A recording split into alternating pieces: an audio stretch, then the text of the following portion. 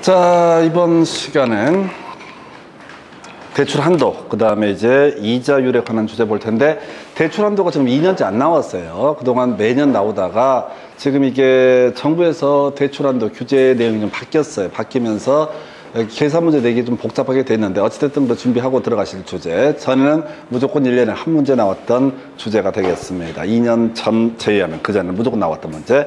그래서 제일 간단한 주제죠. 아까 우리가 이제 대부비율이라고 하는 거, 부동산의 가격분의 대출액이라는 개념이 공식이 됐었죠. 그래서 LTV 기준, 자, 대출 한도라고 하는 거. 자, 부동산의 가격 곱하기 대부 비율 이렇게 이제 볼 테고요. 연소득 기준 대출 한도 해서 총부채 상환 비율이라는 용어를 쓰기도 하고, 용어가 좀 바뀝니다. 여러 가지가 있어요. DTI 기준 대출 한도에서 저소비라고 하는 거 외우시면 됩니다. 그래서 연저당 상수분의 연소득 곱하기 총부채 상환 비율이라고 해서 저소비라고 하는 거. 저소비하고 부저수만 외우시면 됩니다. 사실은. 그래서 자, 이 저소비라고 하는 거 해서 자, 문제 예시 갖고 한번 볼까요? 그래서 요거는 미리 이제 하나 알고 들어갈게. 무조건 기존의 대출을 끼고 있을 가능성이 높다. 이게 포인트가 되는 겁니다. 그것만 아시면 되는 거야. 그래서 이 문제는 아마 계산 문제 중에 제일 간단하고 감사한 문제가 될 겁니다. 그래서 자, 일단은 시장 가치가 얼마? 5억 나와 있고요. LTV가 얼마가 나와 있냐면 50%가 주어져 있습니다. 그래서 부동산의 가격 5억 곱하기 얼마? 5억 곱하기 50% 0.5 하면 얼마? 2억 5천까지 대출 받을 수 있다. 이걸로 끝나는 게 아니죠. 저소비라고 하는 거에서 연저당 상수를 찾아봐야 돼. 항상 0.1 줍니다. 계산의 표준으로 해서 0.1이 될 테고, 연소득이 얼마가 주어져 있냐면 이 사람이 자, 연소득이 6천만 원 해서 6천만 원 될 테고요. 그 다음에 총부채 상환 비율이라고 해서 40% 0.4면 되죠. 그래서 2,400 나누기 0.1하면 2억 4천. 그래서 두 가지 기준을 모두 충족하시오 라고 되어 있으니까 2억 5천과 2억 4천 모두 충족하려면 2억 4천까지 다 대출 받을 수 있다. 근데 주의하실 게 항상 기존의 대출 끼고 있다고. 그래서 여기 7천 대출 끼고 있으니까 2억 4천에서 7천 빼기도 얼마? 1억 7천까지 추가로 대출을 받을 수 있다. 해서 저소비 부저순, 그냥 공식에 따라 가는 거야.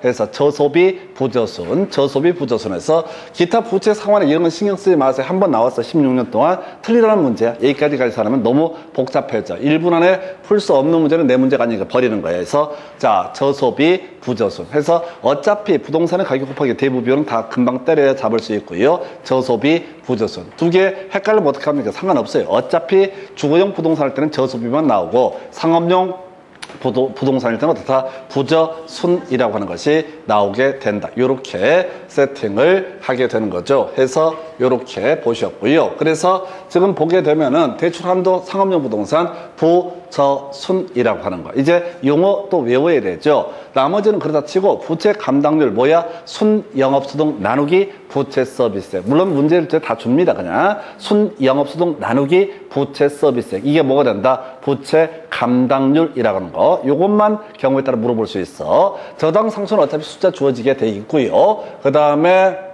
순영업소득도 항상 문제에서 주어집니다. 그래서 상업용 부동산 담보로 순영업소득을 기준으로 해서 대출한도 부저순이라고 하는 것. 역시 동일한 논리 구조 LTV 기준부터 먼저 따져봐야 되죠. 부동산의 가격이 5억이라고 되어 있습니다. 그래서 5억이라고 하는 거. 그 다음에 대부 비율이 얼마가 주어져 있냐면 대부 비율이 60% 0.6 하면 얼마? 3억까지 대출을 받을 수가 있다라고 할 거.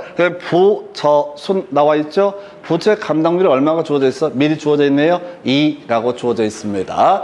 저당 상수 얼마 주어져 있어? 0.2라고 주어져 0.2. 2 곱하기 0.2. 그 다음에 순영업소득이 1억이라고 되어 있어. 그래서 1억 나누기 0.4가 되나요? 여기 계산기 써야 됩니다. 그럼 2억 5천 나오나요? 1억 나누기 0.4를 하게 되면 2억 5천이 아마 나올 거라고요. 맞나 모르겠다. 1억 나누기 자, 1억 나누기 0.4, 10분의 4 하면 되잖아요. 10분의 4 해서 1 해서 4분의 자, 얼마야? 10 곱하기 10억이 되나? 4분의 10, 4분의 10억이니까 결국 2억 5천. 이건 계산기 써야 돼. 이게 산수 못하면 이제 계산기 쓰면 되는 거니까. 해서 2억 5천. 그래서 지금 3억 대출 받을 수 있고, 순영업소도 기준은 얼마? 2억 5천 대출 받을 수 있다. 그래서 이 두 가지 걸 모두 충족하시 얼마? 2억 5천. 근데 대출 끼고 있나요? 대출 끼고 있나요? 기존 대출이 1억 끼고 있네요. 그래서 1억 5천까지 다 대출을 받을 수가 있다. 이거는 그냥 내주는 문제입니다. 계산 문제 중에서 제일 짧은 시간 안에 복잡할 것도 없이 대놓고 주는 문제. 다만 29회, 30회 두 번 안 나왔어요. 이게 대출 기준 바뀌면서 안 내기 시작했는데 어찌됐든 우리가 준비할 수 있는 것은 요거는 알고 가실 것 해서 요렇게 해서 지금 주택담보대출하고 상가담보대출에 대출 한도액 따지는 문제 하나 설명드렸고요. 바로 이어서 볼 것이 이자율에 관한 주제가 나오게 되는데, 자, 이자율 이런 개념부터 가보겠습니다. 그래서 자, 이자율이 5%다라고 하면 대출자가 이자율 위험을 떠안게 됩니다. 나중에 금리가 막 7%, 8% 됐으면 자, 결국은 정부에서 은행에서는 손해를 보겠죠. 변동 이자율을 택하게 되면 꾸준히 어떻다? 차입자가 이자율 위험을 지게 된다. 아니, 상식적으로 생각하시라고 문장 외우려고 하지 마! 문장을 절대 외우려고 하면 안 되고, 자, 고정 이자율을 채택하면 은행하고 차입자 간에 5% 딱 설정했으면 나중에 뭔 사고가 터졌을 때 누가 책임을 져야 된다. 위험을 누가 부담한다. 지금 대출자가 은행에서 위험을 부담을 하게 된다. 근데 변동 이자율을 하게 되면 이자율이 뭐 20%가 됐을 때 차입자가 계속 올려서 이자를 줘야 되니까 이때는 어떻다? 차입자가 이자율 위험을 지게 된다. 그래서 고정 이자율이라는 얘기가 항상 출제 포인트가 되는데, 이 고정 이자율에서 고정 이자율은 누가? 고정 이자율에서는 바로 대출자가 위험을 부담을 하기 때문에 고정 이자율이 변동금리보다 다 금리가 높을 수밖에 없다. 다른 조건이 동일하다고 했을 때. 그리고 시험 문제 겁나 많이 나오는 거 되게 간단한 주제야. 자, 바로 지금 이렇게 이 문제가 나오면 항상 또 써봐야 돼. 머릿속으로 대가리 굴리게 되면 대가리 개판돼 버려요. 나중에 별것도 아닌 게 막 꼬여요. 회로가 꼬이니까. 자, 금리를 5%의 대출을 받았다. 경우의 수 시장금리가 6%가 됐을 때하고 시장금리가 4%가 됐을 때 고정금리로 받았습니다. 그러면 자, 가십시다. 내가 5% 대출을 받았는데 6%의 시장금리가 형성이 된다. 그러면 나는 어떻게 돼? 가만히 있으면 되는 거야. 대환대출을 받을 필요 있다? 없다라고 하는 거. 근데 시장금리가 금리가 하락해서 낮아졌다라고 했을 때 이 사람은 어떻다? 기존의 대출을 상환하고 대환대출을 받아서 금리 낮은 쪽으로 갈아타게 될 것이다. 그래서 이 말도 안 되는 얘기를 갖고 시험 문제 지금 5년 사이 2번이나 답을 뽑아. 뭐 이런 것도 틀린 사람이 있어. 왜? 대충 보거든. 정확히 봐야 돼. 그래서 금리가 하락하냐 상승하냐. 그럼 무조건 써봐야 된다고. 써보면 그냥 이해가 돼. 근데 이걸 계속 문장으로 읽게 되면 아무것도 아닌데 헷갈린다고. 여러분들이 그 생각을 하셔야 돼. 이건 되게 간단한 주제인데 시험장 가시면은 80문제를 80분에 풀어야 되는 그런 어마무시한 프레셔에 노출이 되면서 나중에 시험 문제 특히 결과 안 좋을 때 딱 보게 봐봐. 말도 안 되는 걸 다 틀렸어. 어디가 부끄러워서 말도 못해. 왜? 하도 어이없는 걸 다 틀리니까. 몰라서 틀리는 게 아니라니까. 맨정신이 아니니까 그런 유치찬란한 문제를 틀려. 그래서 이런 중개사고는 재수생이 더럽게 많은 거야. 왜? 자기 채점 해보면 아씨 내 7개나 실수를 했네? 근데 그냥 2개 차이로 떨어져. 그럼 열이 받잖아. 내가 그만둘 것 같아? 안 해. 나 다시 공부 안 해. 이렇게 하고 나서 한 7월달 정도 되면 약이 바짝바짝 올라. 아씨, 내가 실력이 없어 떨어지면 나 인정을 하겠다. 근데 이게 내가 알아쓰는 게 7개는 실수했어? 그럼 어떻게 하자? 조금만 이제 한 3달만 해갖고, 자격증을 따자. 그래서, 그렇게 시작을 해요. 그래서 그게 뭐 4년 되기도 하고, 또 5년 되기도 하고, 뭐 6년 되기도 하고, 계속 악순환이야, 그러니까 이게, 말도 못하게 내가 시험을 봤는데 20점, 15점밖에 안 나온다. 아무것도 모르겠다. 그러면 접어버리면 돼. 안 하면 돼. 근데 예행병을 꼭 한두 개 차이야. 그래서 그걸 줄이는 방법은 뭐냐면은 이 간단한 걸 써보시면 쉽게 해결할 수 있다고. 근데 맨정신 아닌 상태에서 관념적으로 이걸 보게 되면 착각을 한다고. 다시 갑시다. 금리가 하락했을 때 보겠습니다. 항상 문제가 금리가 하락했을 때가 출제 포인트에 사실은 금리가 하락했으면 어떻다? 차입자는 기존의 대출을 상환하게 될 것이다. 그러면 이제 대출자는 어떻다? 조기 상환 위험에 노출되게 된다라고 하는 거. 자, 금리가 하락했을 때 어떻다? 이 사람은 차입자는 기존 대출을 상환하고 새로운 대출로 갈아타게 된다라고 하는 거. 이게 설명을 드리긴 하지만 너무 밋밋하기 때문에 좀 그래요. 근데 문제는 5년 동안 2번 답을 뽑아냈다는 거. 이게 그렇게 유치찬란한데 중요한 이슈로 내고 있다 해서 그래서 요렇게 해서 이자율 얘기 보셨고, 이게 뭐 간단한 주제예요. 그 다음에 이제 저당의 상환, 여기서는 많으면 2문제 정도까지 구성이 되고요. 계산 문제 한 문제 준비를 하셔야 돼. 그놈의 교재에다 별표는 뒤지게 해요. 그냥 짬만 나면 별표. 그래서 하여튼간에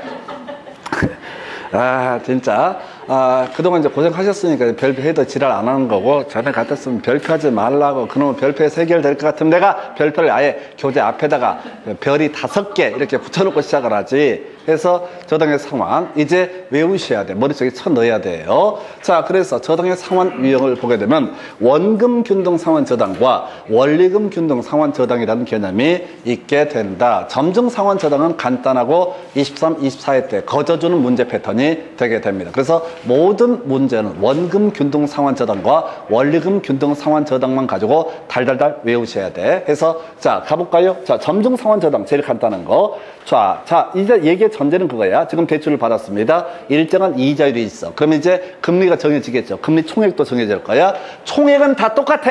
대출받은 금액도 이자율도 다 똑같으니까, 자, 총 금액, 은행에 상환할 금액은 항상 동일하다라는 전제에서 초기에 많이 내는 것을 원금 균등 상환 저당. 자, 그 다음에 상대적으로 후기에 많이 내는 것을 뭐라고 한다? 원리금 균등 상환 저당. 그리고 극단적으로 자세한 공식도 안 물어봐. 초기에는 더럽게 적게 내고 나중에 갈수록 겁나 많이 내는 것을 뭐라고 한다? 점증 또는 최정 상환 저당. 그래서 이 최정 상환 저당이라는 것은 장래 수익의 증가가 예상되는 사람에게 유리한 저당 상환 방식이 된다. 근데 어차피 점증 상환 저당은 따로 내는 문제고 어려울 것도 없고 뭐 간단한 주제입니다. 이거 내면은 그냥 정상적으로 이제 학원에서 공부를 하시거나 인강을 통해서 공부하신 분들은 이걸 틀리면 진짜 또 한 번 머리빨 이마박에 써야 돼. 자, 점증 상환 틀린 사람이 이렇게 이마박에다가 이런 건 전혀 문제가 안 돼. 근데 이게 어려운 게 원금 균등 상환 저당하고요, 원리금 균등 상환 저당은 크게 그거 같아. 그래서 상당히 까다롭고, 그 다음에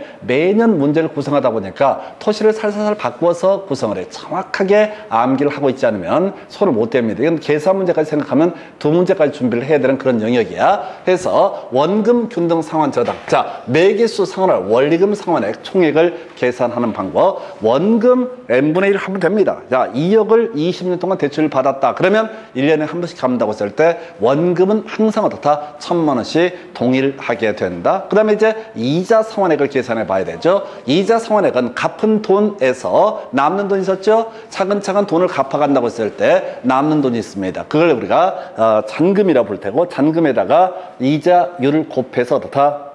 이자액을 계산을 하게 된다. 그래서 정리하면 이런 식이야. 자, 매개수 원금 상환액과 매개수 이자 상환액을 더해서 매개수 원리금 상환액이 정해지게 되는데, 매개수 원금 상환액은 대출 총액에다가 이를 융자 기간으로 대출 기간을 나눠주게 되면 어떻다? 이것은 바로 자, 매개수 상환액 원금액이 계산된다. 그건 1회차든 2회차든 3회차든 10회차든 항상 원금 상환액은 동일한 구조가 되게 될 것이다. 한편 보게 되면 이자 상환액, 자, 대출 잔고에다가 이자율을 곱해서 계산한다. 해서 자, 첫 번째 납입할 때 이자가 제일 클 테고요. 제일 갚은 게 없으니까 두 번째 납입할 때 첫 번째보다 이자가 좀 작아지게 될, 조금씩 갚아가는 거니까 세 번째, 네 번째 점차 어떻다? 이자액이 감소하는 이런 구조를 가리켜서 뭐라고 한다? 원금 균등 상환 저당이라고 부른다. 해서 전체 상환액을 계산하면 원금은 항상 동일하고 이자 상환액은 점차 감소하기 때문에 전체 상환액은 어떻다? 점차 감소하는 구조. 그래서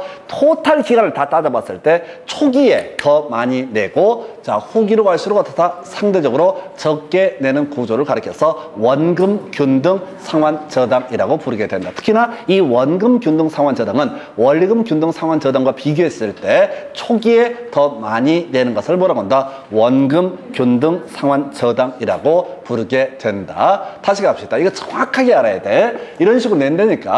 원금 균등 상환 저당에 있어서 자, 이자 상환액은 점차 감소한다. 맞지? 이자 상환액 점차 감소하죠? 아니, 이런 것도 낸다고, 이런 것도 낸다고. 그러니까 정확하게 이건 개념을 100% 곱씹어 보면서 완벽하게 누구한테 설명할 수 있을 정도가 돼야지 이 지문 자체가 사고가 안 난다고. 이 망할롱 파트가 100%로 추리한 문제가 나오기 때문에 기존 지문이랑 조금씩 다르게 구성하려고 하다 보니까 아주 디테일하게 구성을 해요. 그래서 정확한 개념을 잡아내는 게 필요하다. 자, 그래서, 자, 원금 상환액은 동일하다. 이자 상환액은 점차 감소한다. 그래서 저당 지불액 또는 부채 서비스액은 어떻다? 점차 감소하게 된다. 그래서 여러분 자료는 제가 세 개로 분류를 해서 써놨어요. 왜? 자, 이렇게 하도 문제를 많이 내다 보니까 지난 문제랑 중복 안 시키려고 하나하나 곱씹어서 내는 구조. 이게 원금 균등 상환 저당이라고 하는 거 이렇게 보셨고요. 그 다음에 이제 원리금 균등 상환 저당이라는 것이 나와 있죠. 그래서 원리금 균등 상환 저당은 이미 한번 공부하셨습니다. 어디서? 화폐 시간적 가치라는 개념을 설명드릴 때, 자, 앞에서 그랬죠. 미감적 현저상 해서 미래 가치 계수에는 감채 기금 계수가 있고 감채 기금 계수는 적립할 금액을 계산하는 공식이다라고 설명을 드렸습니다. 그에 대응해서 저당 상수라고 하는 거 현재 가치 계수에 뭐가 있고 저당 상수가 있고 원리금 균등 상환 저당 방식으로 대출금을 상환함에 있어서 매기수 상환할 금액을 계산하는 것을 뭐라고 한다? 저당 상수라고 부르게 된다. 그래서 원리금 균등 상환 저당이라 해서 매기수 상환액은 항상 어떻다? 1회차가 됐든 2회차가 됐든 3회차가 됐든 어떻다? 항상 동일하게 된다라고 할 거. 자, 그러면 여기서 이제 개념을 한번 볼까요? 자, 이자 상환액이 내용 보지 마시고 이건 이제 계산 문제 나오면 틀릴 거니까 버릴 거니까 신경 쓰지 마. 어차피 여러분 자료에 이 문제는 제가 아마 빼버렸을걸요? 이거를 넣어놨구나. 필요 없어. 이거는 어차피 해봤자 안 돼. 이거는 한 3분, 4분, 5분 걸리는 문제라고. 그러니까 이게 지금 한번 나왔어. 그럼 틀리면 되는 거야. 찍어서 맞추거나 틀리면 되는 거야. 이건 신경 쓰면 안 돼. 1분에 절대 풀 수 없는 문제예요. 4, 5분 걸리는 문제야. 자, 개념만 잡으십시다. 지금, 자, 이자 상환액. 볼까요? 이자 상환액. 자, 두 번째 이자 상환액. 한번 생각을 해 보십시다. 지금 쪽 원리금 균등 상환 저당이 됐든 뭐가 됐든 간에 점차 이자 상환액은 어떻다? 줄어들게 되겠죠? 그죠? 네. 아니 상식적으로 아까 원금 균등 상환 저당할 때도 조금씩 갚아가니까 이자 상환액은 어떻다? 점차 감소하게 된다라고 하는 거. 이건 감 잡으셨어요? 그죠? 원금 균등 상환 저당이 됐든 원리금 균등 상환 저당이 됐든 간에 이자 상환액은 어떻다? 점차 감소한다. 이 손들고 질문하면 안 돼. 혹시 자 중간에 상환을 안 하면 어떻게 됩니까? 예, 저당권 실행해서 경매에 붙여버리니까 따져 물으면 안 돼. 정상적으로 돈을 다 갚아간다고 쳐야지 얘기가 전개가 되는 거야. 그래서 이자 상환액은 어떻다? 점차 감소한다. 근데 원리금 균등 상환 저당은 매 기수 상환할 금액이 어떻다? 동일하다라고 전제를 깔았단 말이야. 그러면 이자 상환액이 줄어드는 만큼 원금 상환액이 어떻다? 점차 늘어나는 구조. 이걸 이름하여 뭐라고 한다? 바로 원리금 균등 상환 저당이라고 부르게 됩니다. 거기다 제가 공식 써놨잖아. 초이후원 해서 초이후원이라고 해서 논리 구조가 이렇게 가는 거야. 만약에 원리금 균등 상환 저당에 따라서 한 해 납입할 금액이 100만 원이라고 치십시다. 그러면 첫 번째 납입을 할 때는 예를 들어서 이자가 90이야. 그리고 원금이 얼마? 원금이 10만 원. 이런 구조가 돼. 두 번째는 이자가 얼마가 되고 80이 되고 원금이 20만 원이 되는 이런 구조. 이런 식의 논리 구조를 뭐라고 한다? 초이후원. 초기에는 그 납입할 일정을 통해서 이자가 차지하는 비중이 커지고 이걸 풀었으면 이자 상환액은 어떻다? 점차 감소하게 될 것이요. 총액이 똑같다고 그랬으니까 원금 상환액은 어떻다? 점차 늘어나는 구조를 가리켜서 원리금 균등 상환 저당이라고 부르게 된다. 다시 갑시다. 이자 상환액은 어떤 방식이 됐든 간에 논리적으로 어떻다? 점차 갚아가는 만큼 줄어들 수밖에 없다. 그런데 원리금 균등 상환 저당은 총액이 항상 동일하기 때문에 부채 서비스액, 저당 지불액이 동일하기 때문에 그만큼 원금 상환액이 어떻다? 늘어나는 구조로 정도로 되는 거. 이걸 우리가 초이후원이라고 하는 거. 초이후원. 이걸 가지고 그렇게 말장난을 많이 한다니까 해서 초이후원. 다시 갑시다. 원리금 균등 상환저당은 총 상환액은 어떻다? 원금 이자 더하는 값은 항상 동일하다. 근데 이자 상환액은 점차 감소하니까 해석상 당연히 그만큼 원금 상환액이 어떻다? 늘어나는 그런 구조가 되게 된다. 이걸 우리가 초이후원. 초기에는 이자가 차지하는 비중이 크고 후기로 갈수록 어떻다? 원금이 차지하는 비중이 커지게 된다. 초이후원. 이걸로 얘기 다 끝나는 거야. 이걸로 끝나는 거야. 그래서 원리금 균등 상환 저당에 있어서 원금 상환액은 초기에 비해서 점차 늘어나게 된다. 맞죠? 원리금 균등 상환 저당에 있어서 이자 상환액은 초기에 비해서 점차 다 줄어들게 된다라고 하는 거. 요 얘기를 갖고 문장을 두 개를 이어서 내기도 하고 각각 문장 단위로 나누어서 구성을 하기도 하고 하여튼 더럽게 많이 냅니다. 그런데 똑같은 문제를 안 내려고 하다 보니까 표현들을 조금씩 해서 바꾸기 때문에 이건 정확하게 외우고 있어야 돼. 정확하게 외우고 있어야 돼. 아까 우리가 위치 같은 거 얘기할 때는 실체에서 명목해서 57에 35 그냥 쿨하게 가면 돼. 근데 얘는 경우의 수를 꼼꼼히 따져 묻기 때문에 꼼꼼히 기억을 하셔야 돼. 그래서 다시 기본 틀만 잡는 거예요. 이자 상환액은 어떤 방식이 됐든 간에 어떻다? 점차 줄어들게 되겠죠? 이자라는 게 잔금에 대해 이자율을 곱하는 거니까 이자 상환액은 논리적으로 무조건 어떻다? 줄어들 수밖에 없다. 근데 원금이 동일하다고 치면 자 원금 균등 상환 저당은 총 상환액 자체가 점차 줄어드는 구조가 되게 될 것이다. 이에 비해서 원리금 균등 상환 저당은 매기에서 상환할 원리금 상환액이 동일하기 때문에 원금 상환액이 어떻다? 점차 늘어나는 구조. 이자 줄어든 만큼 그만큼 원금 상환액이 늘어나는 구조. 이걸 원리금 균등 상환 저당이라고 부르게 된다 해서 초이후원에서 매기수 원금 상환액 점차 증가하게 될 테고요. 매기수 이자 상환액 점차 감소한다. 그래서 매기수 원리금 상환액은 항상 어떻다? 동일한 구조를 가리켜서 원리금 균등 상환저당. 그래서 전체 볼까요? 자, 원금 균등 상환저당 1회차만 비교합니다. 1회차만 비교합니다. 그러면 만 20회 나눠서 낸다고 하면 원금 균등 상환저당은 1회차가 제일 크고 20회차가 제일 작을 것이다. 근데 원리금 균등 상환저당 20회 나눠서 낸다고 했을 때 매기수 다 동일하다. 그러면 초기에 1회차에 더 많이 내는 방식은 뭐가 된다? 원금 균등 상환 저당 방식이 1회차 초기에 어떻다? 더 많이 내게 된다. 여기까지 같이 묶어서 가셔야 돼. 이 정도 가지고 거의 1년에 한 문제. 이거 내주면 무난한 문제고 겁나 유치하게 뽑고 싶은 뭐를 갖고 낸다. 점증 상환 저당. 근데 이런 문제 나올 확률은 거의 없어요. 24회인가 25회 때 마지막 그 문제 두 번 연속 나오고 나서 점증 상환 저당은 거의 출제 쟁점이 되지 않습니다. 그리고 비교하는 거 아무것도 아니야. 자, 총이자 항상 동일한 거야. 따로 외우고 말고 또 없어. 총이자는 어떻다? 동일하게 된다. 총 원금도 다 동일하게 된다. 근데 아까 초기에 많이 냈던 게 뭐야? 원금 균등 상환 저당이 초기에 많이 냈었죠? 그러니까 중도 상환을 한다. 초기 납입액을 비교하면 원금 균등 상환 저당이 뭐보다 원리금 균등 상환 저당보다 더 크다라고 하는 거. 문장을 외우지 말고 그냥 이걸 그냥 X과 아가리 벌려가지고 해결하는 걸로 해결하셔야 돼. 자꾸 문장 보지 마시라고. 이 문장 자체가 부드럽지 않고 실제 시험 문제도 개쓰레기처럼 만드는 경우가 비일비재해요. 그래서 자꾸 텍스트를 읽지 말라고. 글 읽는 거 안 좋은 거야. 자, 객관식 문제는 답이 다 정해져 있어요. 답이 정해져 있고. 그래서 초기에 더 많이 내는 게 뭐가 된다? 원금 균등 상환 저당. 그럼 달리 표현하면 나중에 많이 내는 게 뭐가 된다? 원리금 균등 상환 저당. 그래서 둘 다 정상적으로 이자 등을 납입해 가다가 원리금은 상환하다가 중도 한꺼번에 상환하려고 하면 뭐가 더 많이 내야 된다? 원리금 균등 상환 저당이 어떻다? 더 많이 내야 된다. 채무 불이행 위험. 자, 특정한 시점을 기준으로 해서 빚을 갚지 아니할 위험. 뭐가 더 크다? 원리금 균등 상환 저당이 더 크다. 왜? 원금 균등 상환 저당은 이미 앞에서 많은 금액을 내버렸으니까 확률상 갚을 금액이 작기 때문에 채무 불이행 위험이 작다. 해서 중도 상환액이라든가 또는 채무 불이행 위험 둘 다 같은 맥락입니다. 해서 초기에 적게 냈던 원리금 균등 상환 저당이 채무 불이행 위험도 크고 그 다음에 또 하나 뭐라고요?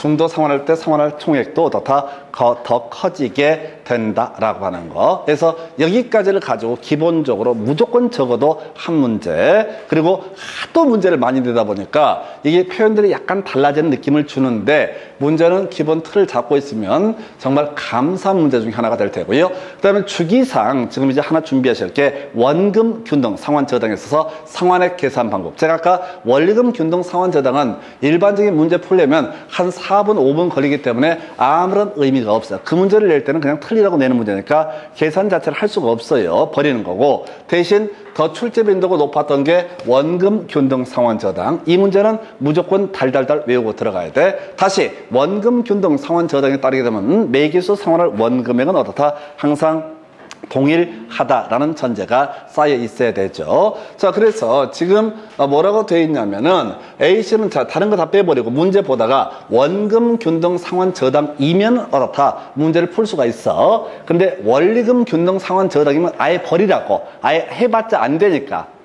해설을 보고 봐도 5분씩 걸린다고. 시험장에서 그걸 읽어버리는 순간 이미 게임 끝나는 거야.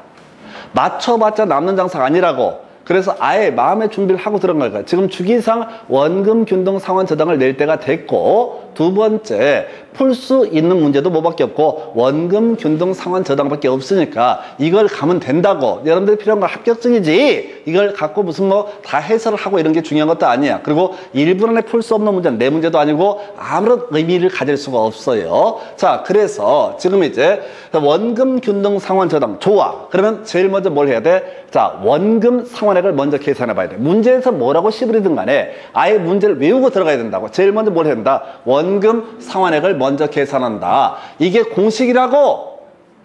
문제 읽지 마.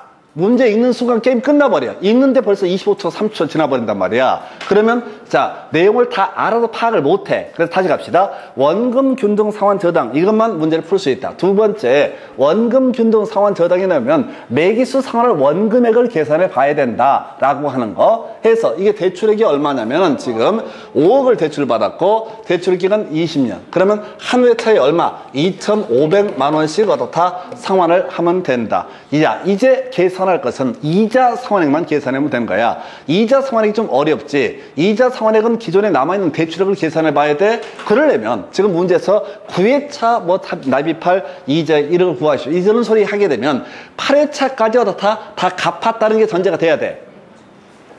8회까지 갚았다는 게 전제가 돼야지 9회차 이자를 낼 기회가 보여진다고. 한 5회차까지 이자를 갚았는데 안 갚았다. 이미 경매 넘어가서 이거 이자 갚을 기회가 없어. 그러니까 이거 할 때 사람들이 매일 착각하는 게, 이 새끼가 앞에 돈을 다 냈는지 안 냈는지 궁금하잖아. 원금을 좀 안 냈을 수도 있고, 뭐 이런 쓸데없는 망상에 빠져갖고 곰곰이 생각해. 얘가 다 냈을까, 안 냈을까? 아니, 새끼들이 문제를 다 냈는지 안 냈는지 얘기를 해줘야지. 문제에서 얘기를 안 하면 짜증나지. 아니, 안 냈으면 이미 경매 넘어가서 이자를 낼 기회가 없다고. 자, 그래서 문제에서 뭐라고 되어 있냐면 9회차 상환할 원리금 상환액 계산하라고 그랬죠? 원금은 이미 알고 있어. 원금은 알고 있다고요. 2,500 나와 있다고. 이자 상환액 8회까지 돈을 갚았다는 얘기야. 8회까지 갚으면 얼마를 갚은 거야? 만약에 8회 하면은 8회 2억 갚았나요? 그러면 9회차 돼야 돼. 9회차를 보려면 잔금이 얼마야? 3억이 되게 되는 거야. 3억. 이자율이 얼마야? 5%. 0.05 하게 되면 얼마? 1,500 나오게 되는 거죠? 그죠? 문제를 풀고 말고 할 것도 없어. 무조건 원금 상환액 계산해야 되고, 그러면 그 다음에 실질적으로 문제를 구성할 때는 잔금을 계산해 봐야 된다고. 이자 상환액을 알려면 잔금을 알아야 되니까. 그래서 총 대출액에서 상환한 금액을 빼게 되면 어떻다? 그게 잔금이 되게 된다. 이런 논리 구조가 되는 거예요. 다시 갑시다. 원금 균등 상환 저당 얘기를 할 때는 무조건 첫 번째 계산할 게 원금 상환액이 한 번씩 얼마냐, 이거 먼저 계산해 봐야 돼. 두 번째, 모든 문제를 풀어볼 때 현재 잔금이 얼마냐, 이걸 따져봐야 된다고.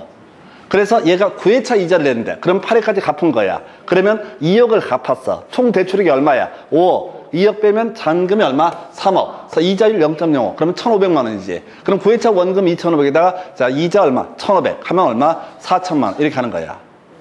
13회차 납입할 이자에. 그거 간단해. 12회까지 다 낸 거야. 12까지 내면 2,500 곱하기 12를 하게 되면 이게 3억 갚은 거죠?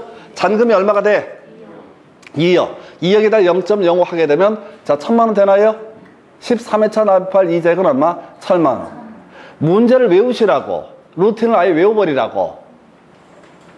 아니 이렇게 낸다고 대놓고. 근데 이걸 진지하게 막 생각. 제일 내가 전에 봤던 인간 중에 제일 이게 좀 어이없었던 게 대가리 나쁘면 이제 수족이 고생한다고.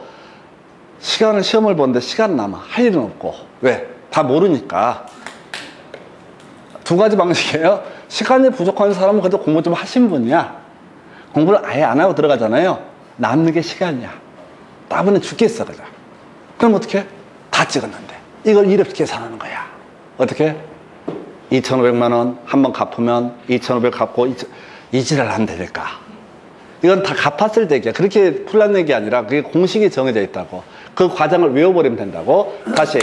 자, 매개수 상환을 원금 상환에 계산한다. 그리고 이자를 계산할 때는 이미 납입한 원금을 기준으로 해서 잔액을 계산한다. 그래서 거기다 이자율을 곱하게 되면 어떻다? 이자 상환액. 그래서 이렇게 이제 9회차 납입할 원리금 상환액은 4천만 원, 13회차 납입할 이자액은 1,000만 원. 이런 식의 문제가 됩니다. 이 문제를 넣어놓은 이유는 이걸 통째로 외우시란 얘기야. 순서를 미리 외워버리라 한다고. 멀뚱멀뚱하지 말고 유용화된 문제니까. 그러니까 최소한 이 얘기다. 이 문제를 넣는 취지는 뭐냐면 이 문제가 나옵니다 이런 말을 하는 게 아니라 최소한 이 문제가 나오면 인간된 도리로서 이걸 맞추셔야 됩니다. 그리고 1분 안에 하실 수 있습니다. 왜? 루틴이 정해져 있으니까. 그래서 순서를 외우시라고. 문제를 보면서 숫자를 쳐보는 게 중요한 게 아니라 먼저 원금 상환을 계산한다. 그 다음에 각 시점에서 대출 잔액을 계산한다. 그래서 대출 잔액 곱하기 이자율로 하면 어떻다? 이자 상환액을 계산해 낼 수가 있다라는 문제 과정 통째로 외우셔야 된다. 그러면 이게 몇 회자가 되든 금액이 얼마가 되든 금방금방 다 해결하시게 됩니다. 그래서 이게 저당의 상환이라는 주제 보셨고요. 자, 잠시 끊었다가 저당의 유동화 주택연금 묶어 설명드리겠습니다.